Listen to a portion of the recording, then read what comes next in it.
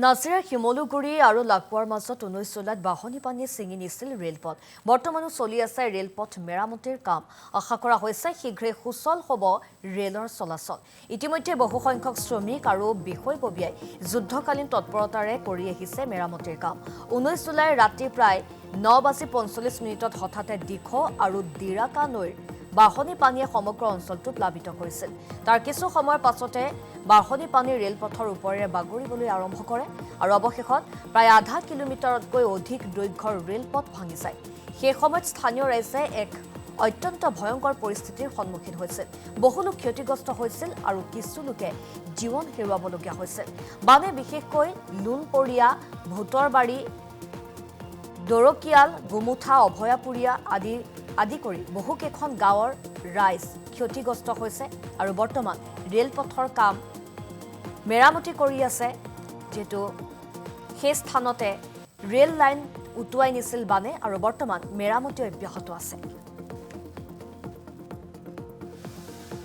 হয় চাওক, আচলতে 19 তাৰিখৰ যিটো দিন আছিলে, প্ৰায় ৰাতি 9:45 দেওবাৰ আছিলে। সেই দিনটোত আচলতে বিধ্বংসী বান আহিছিলে। সেই বান অহাৰ সময়ছোৱাতে শিমলুগুৰি জংচনৰ পৰা লাকুৱা ষ্টেচনলৈকে যিটো সংযোগ স্থাপন কৰা ৰেলপথ, সেই ৰেলপথটো এটা অংশ সম্পূৰ্ণৰূপে বানে ভাঙি লৈ গৈছিলে আৰু সেই অংশটো হৈছে বিশেষকৈ ভূতৰবাৰী গাঁও আৰু দৰিকিয়াল গাঁও, এই দুইখন গাঁৱৰ মাজত আচলতে সেই অংশটো আছে আৰু এই অংশটোৰে বৰ্তমান ৰেল চলাচল কৰিব পৰা অৱস্থাত নাই।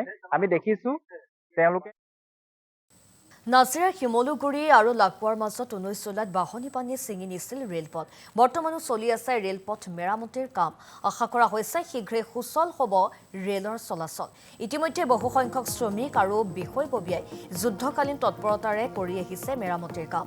19 জুলাইৰ ৰাতি প্ৰায় 9:45 হঠাতে দিখৌ আৰু দিৰাকা নৈৰ বাহনী পানীয়ে সমগ্ৰ অঞ্চলটো প্লাবিত কৰিছিল। তাৰ কিছু সময়ৰ পাছতে বাহনী পানী ৰেলপথৰ ওপৰেৰে বাগৰিবলৈ আৰম্ভ কৰে আৰু অৱশেষত প্ৰায় আধা কিলোমিটাৰতকৈ অধিক দৈৰ্ঘ্যৰ ৰেলপথ ভাঙি যায়। সেই সময়ত স্থানীয় ৰাইজে এক অত্যন্ত ভয়ংকৰ পৰিস্থিতিৰ সন্মুখীন হৈছিল। বহু লোক ক্ষতিগ্ৰস্ত হৈছিল আৰু কিছু লোকে জীৱন হেৰুৱাবলগীয়া হৈছিল।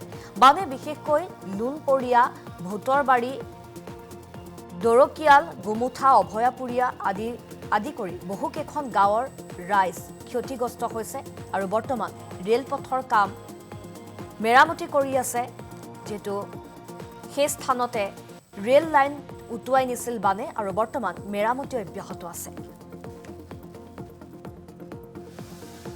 হয় চাওক, আচলতে 19 তাৰিখৰ যিটো দিন আছিলে, প্ৰায় ৰাতি 9:45 দেওবাৰ আছিলে। সেই দিনটোত আচলতে বিধ্বংসী বান আহিছিলে। সেই বান অহাৰ সময়ছোৱাতে শিমলুগুৰি জংচনৰ পৰা লাকুৱা ষ্টেচনলৈকে যিটো সংযোগ স্থাপন কৰা ৰেলপথ, সেই ৰেলপথটো এটা অংশ সম্পূৰ্ণৰূপে বানে ভাঙি লৈ গৈছিলে আৰু সেই অংশটো হৈছে বিশেষকৈ ভূতৰবাৰী গাঁও আৰু দৰিকিয়াল গাঁও, এই দুইখন গাঁৱৰ মাজত আচলতে সেই অংশটো আছে আৰু এই অংশটোৰে বৰ্তমান ৰেল চলাচল কৰিব পৰা অৱস্থাত নাই।